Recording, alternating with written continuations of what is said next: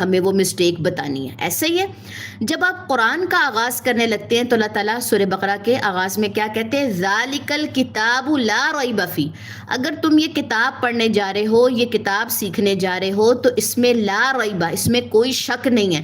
یعنی کہ اس بک کا جو رائٹر ہے وہ کیا کہہ رہا ہے؟ اس بک میں کوئی شک نہیں ملے گی. لیکن شک کس کو نہیں ملے گی؟ یہ سب کے لیے ایسا نہیں ہے. کافر بھی تو پڑھتے ہیں یہ کتاب ایز اے اسٹڈی، جیسے بھی وہ کرتے ہیں. اس میں کس کے لیے شک نہیں ملے گی؟ کس کو نہیں ملے گی؟ جس کے دل میں تقویٰ ہوگا. ہدایت اس کو ملے گی جو متقی ہوگا. ٹھیک ہے، تو یہ یہاں پہ میں تھوڑا سا ترجمہ اس لیے بتا رہی ہوں کیونکہ آپ اب سورہ بقرہ کا آغاز کرنے جا رہے ہیں، اور بالکل سٹارٹ میں یہ بات میں اپنے اسٹوڈنٹس کو بتاتی ہوں کہ قرآن وہ واحد کتاب ہے جس کے شروع میں اللہ تعالیٰ نے کیا فرما دیا کہ اگر تم یہ کتاب پڑھنے جا رہے ہو اس میں تمہیں لا ریب، کوئی شک نہیں ملے گا، ہر بات سچ پر مبنی ہے. یہ کوئی سوشل میڈیا نہیں ہے جہاں پہ جو بھی نیوز کسی نے دیکھی اور اٹھا کے ڈال دی. نہیں، اس میں ہر بات سچ پہ مبنی ہے، ہر واقعہ سچ پہ مبنی ہے. تو اپنے دلوں کو پہلے صاف کر لو